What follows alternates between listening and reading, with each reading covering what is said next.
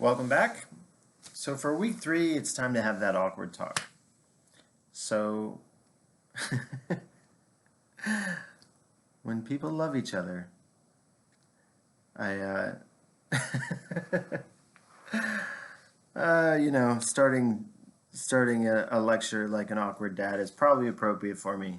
Um, we're getting into some really fascinating topics where moral issues come up within our system, within our formal economic system, sometimes outside of our formal economic system. And some of the topics we're going to talk about today are in and some are out as far as the formal economic system. And that's largely because of laws that prohibit some things. So first up is prostitution. So our book has a chapter on sexual behavior and how to think about the morality of sexual behavior. And you can think of there kind of being a spectrum of a very traditional view that the only appropriate sexual activity is aimed at procreation as the greater goal. On the other end of the spectrum, you have basically anything is fair game as long as we're talking about consenting adults. And so in between are plenty of intermediate positions. The book does a nice job laying out kind of moral issues, perspectives on sexual behavior. It doesn't get into what is most pertinent for a class in economics dealing with moral issues, which is what happens when sexual behavior is handled in a market. And that's exactly what prostitution is, right? So prostitution is when we have a market for sexual activities. There are producers and consumers, and there are going rates. So there are places where this is legal, places in Nevada in the US. The red light district in Amsterdam is famous for a long history of having legal prostitution. Other places in the world have legal prostitution, but lots of places have prostitution even if it's not legal, right? So just because something isn't legal doesn't mean it's not happening. And they call prostitution the oldest profession. Part of that is getting at this idea that this is behavior that can be traced back a long ways. And kind of implied is that it will probably persist as well. And so it may take different forms, and there may be Craigslist ads instead of back page of the physical newspaper versus people standing on the side of the street. Things will change, but kind of the idea behind a saying like that is that this is behavior that's going to be around, which means it's worth studying and looking at with analytical tools that we have to better understand what's going on so we can come up with policies that make sense. And so one of our additional readings for this week is it's a relatively short press release sort of web blurb about a book that came out about the economics of prostitution. And so it kind of skims over the surface of a lot of ways economists are thinking about issues like this. What happens when we have a market for an activity that is not normally bought and sold, but sometimes it is, and sometimes it's legal, and sometimes it's not. There are huge complications with studying this when it's not legal, because it's really hard to get data on it, right? And so that's an issue that this shares in many ways with another one we'll be talking about this week, which is illegal drugs. These black market activities are important. They're big markets, They have a substantial effect not only on our economy, but on a lot of people's lives, so they matter. But they're hard to study because they're hard to get data on if you're looking at quantitative analysis.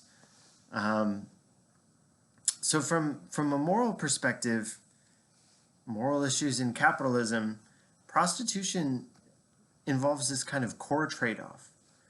So on one end, we have this personal autonomy.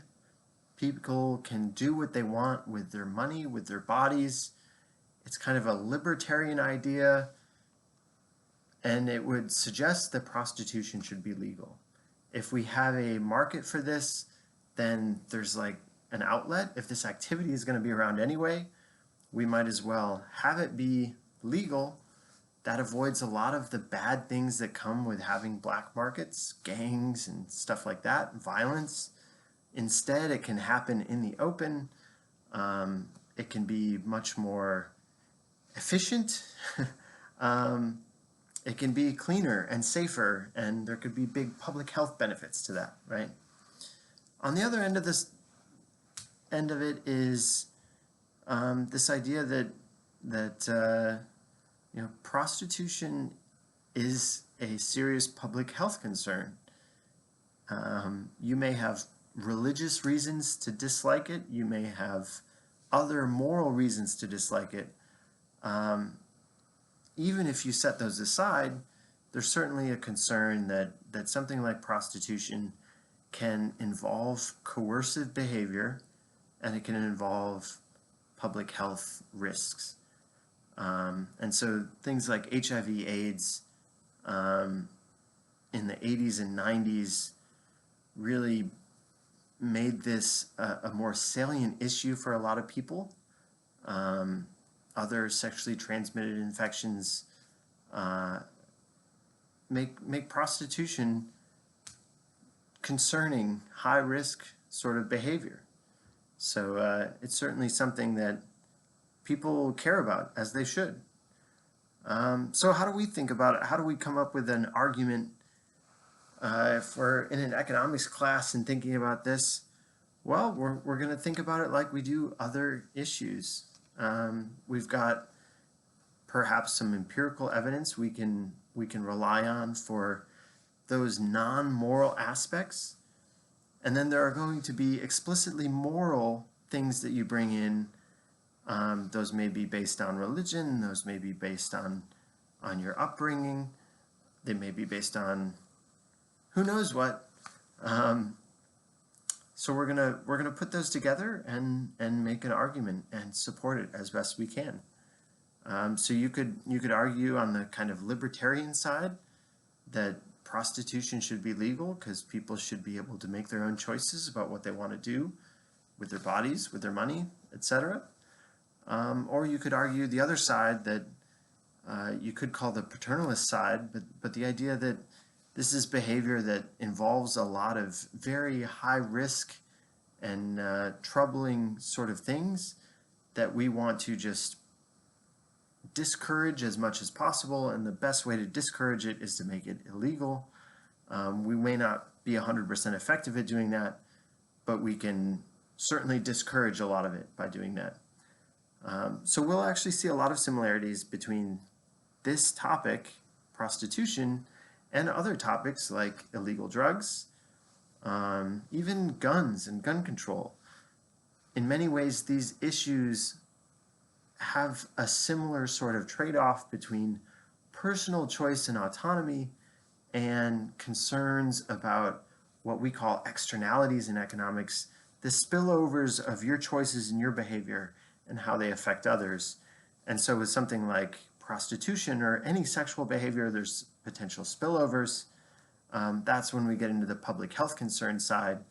And so weighing the externality aspect against the importance of being able to make your own choices for yourself, that's why this is a contentious issue and why there's a lot of disagreement on it. So we'll turn next to illegal drugs, then we'll move on down the line, talk a little bit about guns, gun violence, gun control, and then we'll wrap up this chapter 3 That's not controversial enough. We've already talked about sex and prostitution and drugs and guns. What else can we add? We're going to add immigration to that, and that'll round out chapter 3 for us. So I hope you enjoy controversial topics. If so, then this is a great week of material for you. And if not, then it's only 1 week of material. You can charge through it, and we'll come up and land on perhaps less controversial moral quandaries raised by our capitalist system as we get to week 4.